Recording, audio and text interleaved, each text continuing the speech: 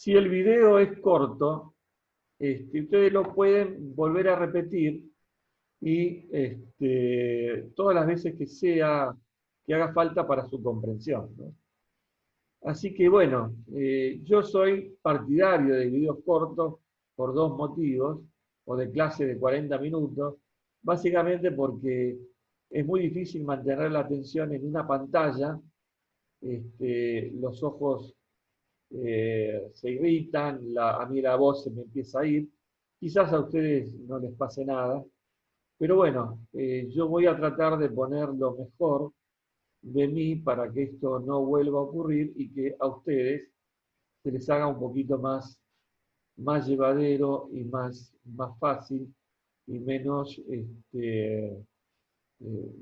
poco práctico tener que conectarse a varias reuniones. Así que bueno, como ahora ya tenemos la certeza que prácticamente el cuatrimestre va a seguir así, entonces vamos a ir modificando, atento a muchas de las sugerencias que ustedes hicieron, con el tiempo, con el orden del canal de YouTube, que creo que ya ustedes habrán visto que está diferente.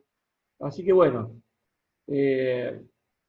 tengan presente que esto fue una contingencia, que empezamos con con algunas plataformas y después fuimos perfeccionando y llegamos a un punto en donde creo que la cosa va porque las críticas son fácilmente y las recomendaciones que ustedes hacen son fácilmente solucionables. Bueno, voy a continuar con la clase. Habíamos dicho que analizábamos el C1, ¿sí? El C1, y les repito cuál era la pregunta original. ¿En qué circunstancias me dejaba de convenir fabricar el alcohol tipo 1? Entonces, lo que puedo decir es que si aumenta el beneficio unitario del alcohol tipo 1 desde 3 a más infinito, entonces sigo fabricando el alcohol tipo 1. O sea, por aumentar el alcohol, el beneficio unitario del alcohol tipo 1, seguramente el sistema no va a evolucionar hacia dejar de producir el alcohol tipo 1. ¿Y en dónde lo veo? Acá. De 3 a 10, está dentro del intervalo de sensibilidad, la pendiente crece a una velocidad de 70. Fíjense que esa pendiente es coincidente con el valor del CJ menos ZJ en el dual. ¿Sí? Analícenlo ustedes después. Y que crece a esta velocidad. Es decir, por cada unidad que crece el valor del coeficiente para A1, que va de 3, empieza de 3, por cada unidad crece en 70 unidades el funcional. Si fuera 4, pasaría a valer 660 más 70, es decir, 730. En una variación de 10 se produce 490, es decir, 7, de 3 a 10 hay 7 unidades de variación, y como el funcional crece en 70 unidades por cada unidad, 7 por 70 me da 660 más 490, que es 1150. ¿Está bien? Que es 1150 que aparece acá. Ahora, el tema está acá. Acá aparece un 10 y acá aparece otro 10. ¿Por qué? Porque el análisis paramétrico primero analiza desde el valor actual a más infinito y desde el valor actual después a 0. Repito, desde el valor actual, que es 3, a más infinito, y desde el valor actual a 0. Acá aparece una fila de 0 a menos infinito, pero esta no me interesa. Entonces, primero analizo de 3 a 10, que es el intervalo de sensibilidad que me dio el primer reporte. En 10 se produce lo que se llama una solución alternativa. esa solución alternativa genera este cambio. Y el cambio que produce esa solución lo leo en la fila anterior. Porque fíjense que en esta fila no hay ningún cambio, porque el cambio ya pasó. ¿En dónde pasó? En este 10, que se repite en la segunda fila. Es decir, el cambio que se produce en la primera fila, A2 como variable saliente y S2 como variable entrante, vale para este intervalo. Y esta es la pregunta que me hicieron. No sé si quedó claro. Es decir, en el intervalo 10 más infinito para C1, el vector xk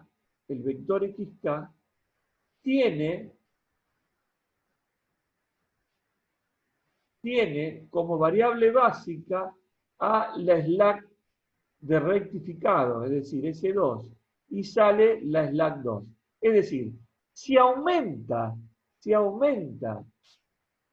el coeficiente o el beneficio unitario del alcohol 1, por aumentar el beneficio unitario del alcohol 1, nunca voy a dejar de fabricar alcohol 1. Al contrario, si aumenta por encima de 10, lo que se va a producir es,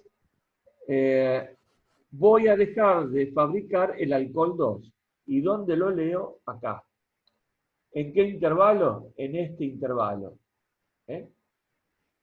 Bueno, a ver, ¿quedó claro esto? A ver por chat.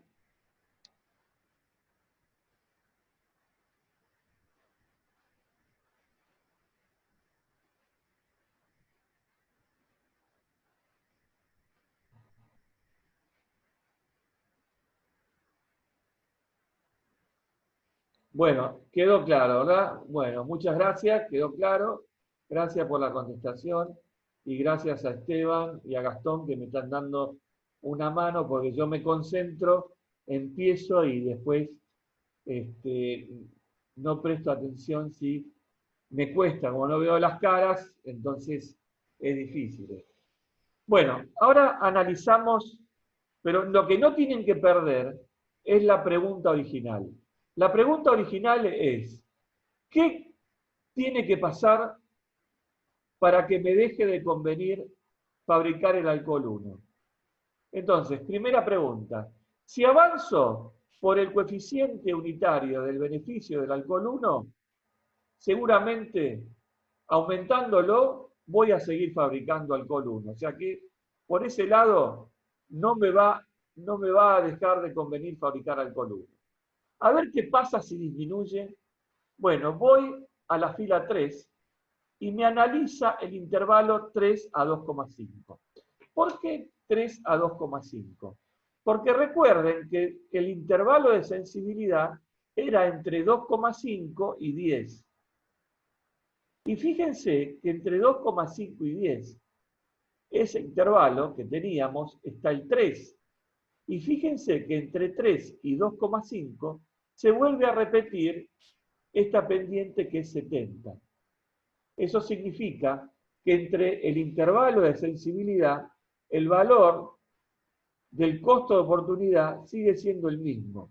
Y este 70, analicen el dual, es el CJ menos ZJ de esa variable, A1. Entonces, entre 3 y 10,5 disminuye el funcional en 70 unidades por cada unidad de variación. Como solamente puedo variar media unidad, es decir, de 3 a 2,5, me va a disminuir en 0,5 por 70, que es 35. Entonces, 660 menos 35 es donde aparece este 625. ¿Dónde aparece este 625? Entonces ahora analizo qué pasa por debajo del 2,5, que es fuera del límite inferior del análisis de sensibilidad. Fíjense que el WinQSB repite, empieza desde 3 hasta 2,5 y después abajo repite desde 2,5 a 0.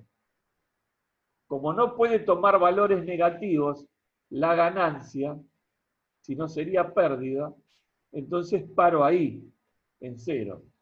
Entonces me dice que si disminuye por debajo de 2,5, ¿sí? Tampoco el alcohol A1 sale de la base. ¿Por qué? Porque lo que pasó en este intervalo pasa acá.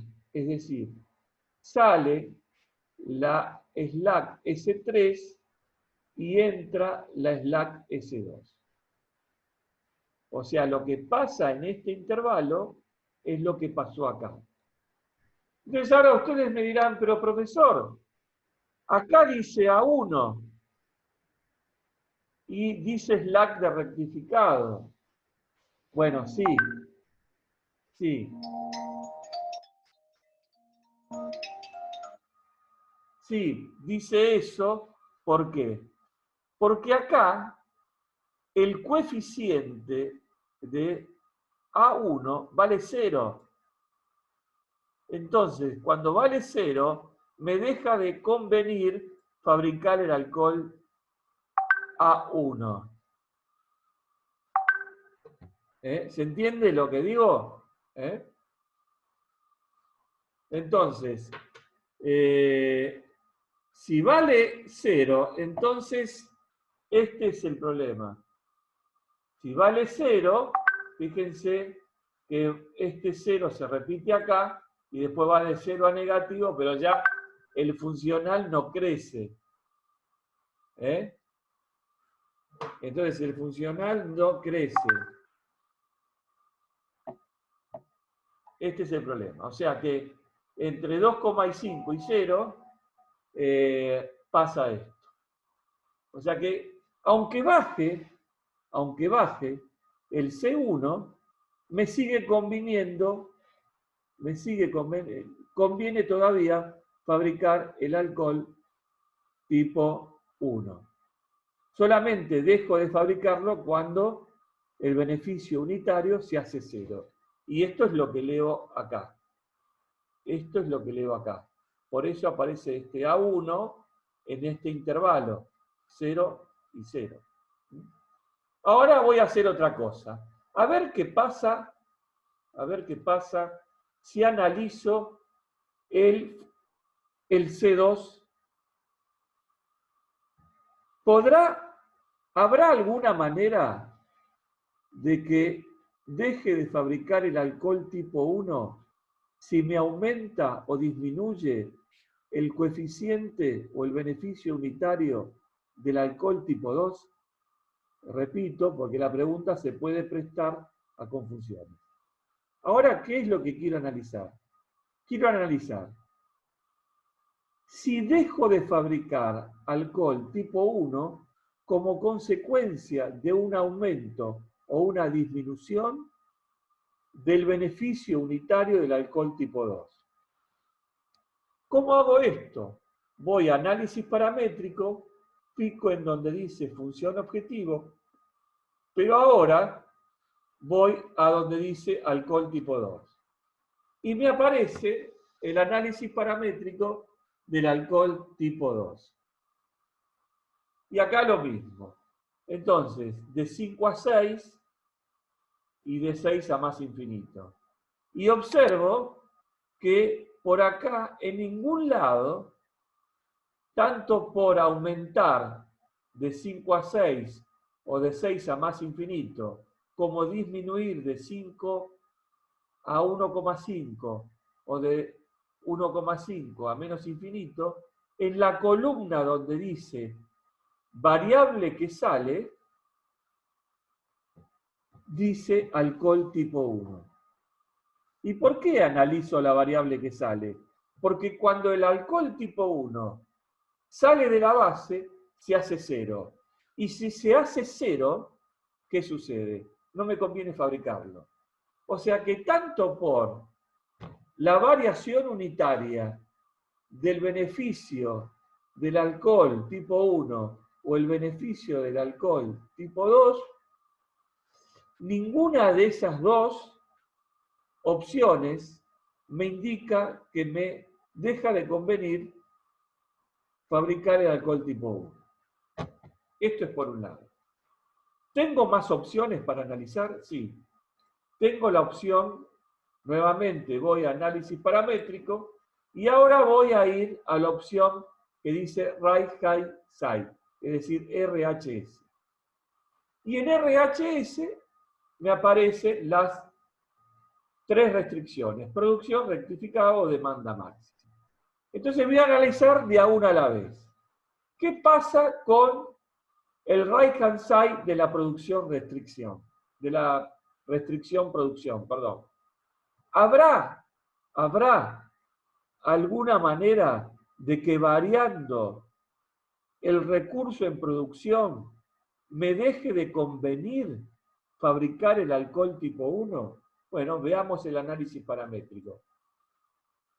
Entonces, pico en RHS, en producción, y le doy OK.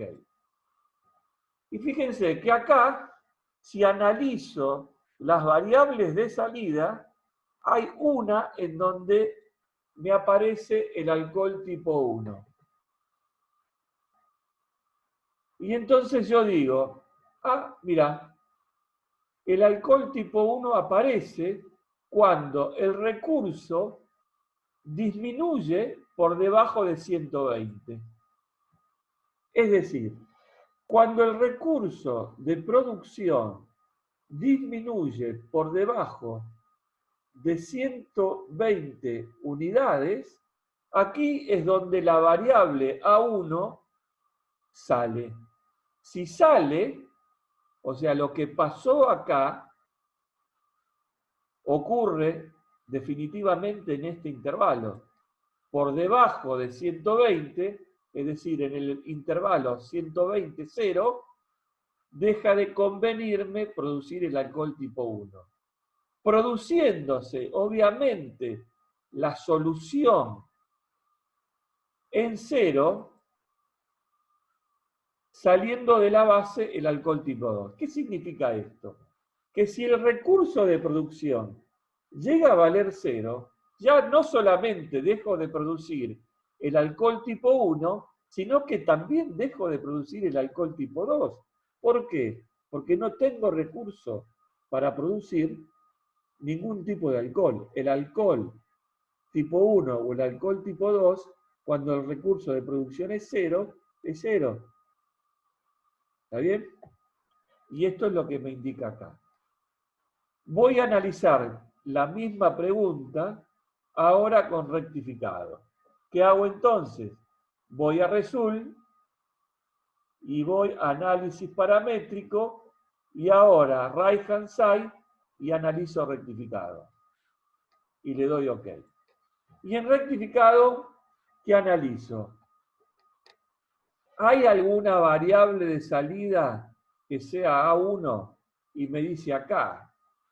Pero A1 aparece cuando el recurso se hace 0.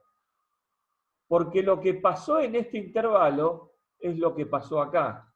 Y solamente A1 se va cuando el recurso vale 0. Fíjense, entre 0 y menos infinito, lo que se va es A1.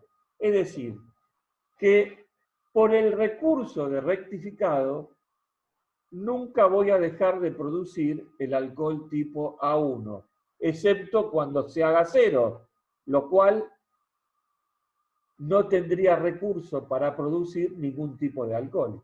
¿Está claro? Bueno, me quedaría la otra, pero la otra no tiene sentido. ¿Y por qué no tiene sentido? No tiene sentido porque la otra restricción de demanda es independiente de el alcohol tipo 1. ¿Está bien? Como ven acá, nunca aparece el alcohol tipo 1.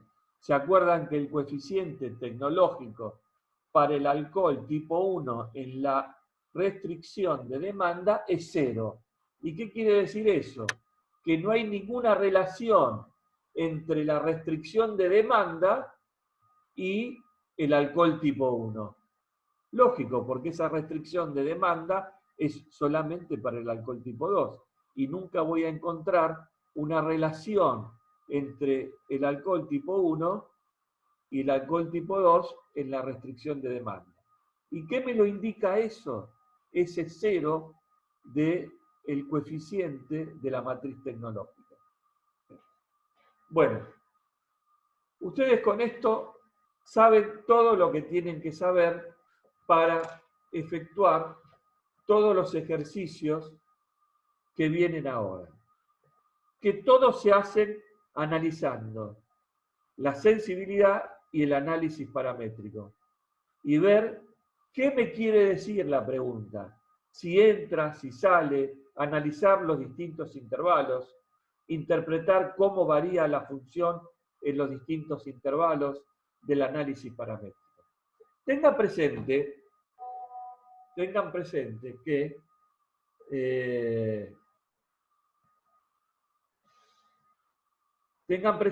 que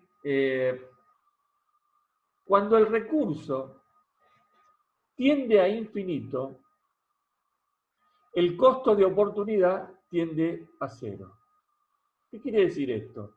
Es la paradoja del agua y el diamante. Se las cuento brevemente. El costo de oportunidad está vinculado con esta paradoja. Por ejemplo, si ustedes en su casa tienen una canilla disponible y el recurso agua es un recurso de disponibilidad infinita, entonces yo le hago la siguiente pregunta. ¿Qué vale más? Si ahora ustedes tuvieran una bolsa de diamante o el agua que sale de la canilla. Obviamente me van a contestar la bolsa de diamante. Pero si ustedes están en el desierto y entonces tienen una bolsa de diamantes y no tienen disponible agua, ¿qué vale más? ¿El agua o el diamante? Y en el desierto, obviamente, va a valer el agua. Entonces, el costo de oportunidad o el precio sombra del recurso tiene que ver con la disponibilidad de ese recurso. Por ejemplo, hoy no hay disponible dólares en el mercado. Si no hay disponible dólares en el mercado, el costo de oportunidad del recurso dólares aumenta. Por eso aumenta el dólar. ¿Está bien? Entonces, el costo de oportunidad del peso, hay muchos pesos en el mercado, por eso la tasa del plazo fijo en el mercado es tan baja, es un 18%. Nadie quiere los pesos porque hay muchos pesos en el mercado. O sea, el recurso pesos es abundante. Obviamente nosotros no tenemos un mango. Lo que quiero decir es en el mercado cambiario, en el mercado de bancos, etc., ¿no? Entonces, tengan presente esto. A medida que el recurso se hace infinito, el costo de oportunidad se hace 0. En la medida que el costo de oportunidad se hace 0, el costo de oportunidad aumenta. ¿Está bien? Porque es el costo de oportunidad para el recurso. Bueno, me quedan 10 minutos. La pregunto y ¿qué es si hay alguna duda con respecto a esto? Pero si hay alguna duda, lo mejor que puedan hacer es hacer los ejercicios. Y después mirar esta clase y tratar de entender qué es lo que dije y aplicar esto a los ejercicios. En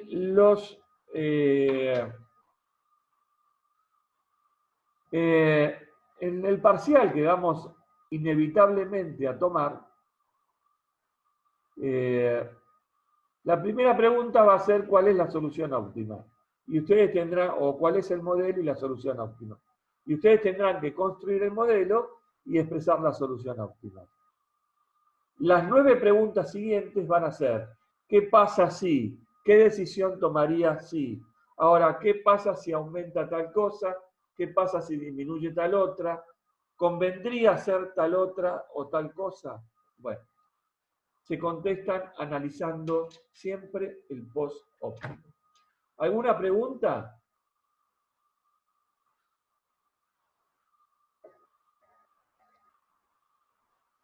¿El parcial va a ser cuando volvamos, profe? ¿Cómo? ¿El parcial va a ser cuando volvamos o va a ser online, digamos? No, acá no volvemos. ¿Quién pregunta? ¿Agustín? Sí. Agustín. No.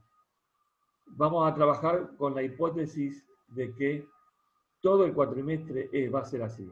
Y esto es lo que yo tengo absolutamente claro y es lo que me dijeron por otras vías. Si llegamos a vernos presencialmente, no sé, posiblemente la fecha del parcial sea la primera semana de mayo, porque me falta dar transporte y asignación, que lo voy a dar la semana que viene. ¿Está bien? Bueno, más allá de estas Bueno, preguntas, con respecto a lo que expliqué, ¿hay alguna duda? Hay que trabajarlo, ¿eh? Todo esto hay que trabajarlo mucho y se va a trabajar en los ejercicios. ¿Está bien?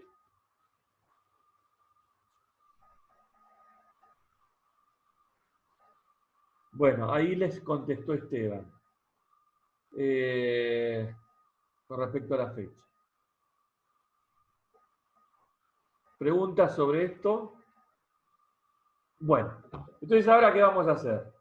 Yo voy a salir del chat y el que se va a conectar con ustedes, ¿sí?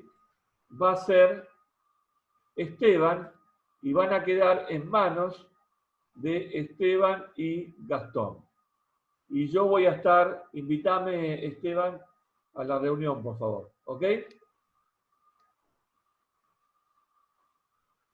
Muy bien. Perfecto, perfecto. Yo ahora llamo cuando se cortemos acá, que ya faltaban estos escasos minutos. Llamo a una nueva reunión, la invito yo, digamos, y Bien. participamos ahí de la resolución de problemas y vamos a estar mirando un poco la guía 3 de problemas. Así que chicos, si quieren ir mirando y viendo cuáles son, si tienen alguna duda puntual de esa guía, si no vamos a ir resolviendo 2 o 3 problemas tipo, como para seguir avanzando en la resolución de problemas. Bueno, una cosita más que me olvido, perdón, Esteban. Dale. Por supuesto que esto lo podemos hacer en el solver de Excel. Ustedes tienen un tutorial en donde Esteban explica este mismo problema en el solver. ¿Es así, Esteban, verdad? Sí, es así, sí. Bueno, lo único que no podemos hacer con el solver, y por eso yo prefiero el WinQSB, es el análisis paramétrico. Con el solver tendrían que volver a replantear el problema, ¿sí? Y poner ese valor y ejecutarlo con ese valor y ver qué es lo que tiran. O construir ustedes una tabla de análisis paramétrico independiente. ¿Está bien? Pero lo que sucede con el solver es que el solver es muy personal, es decir, el Excel, resolver esto en Excel utilizando el solver, uno tiene que escribirlo con un formato muy particular. Pero eso ya después lo vamos a ir viendo de a poco. Ahora avancemos con esto. Así que los dejo en muy buenas manos. Brano, Hasta luego. hasta luego.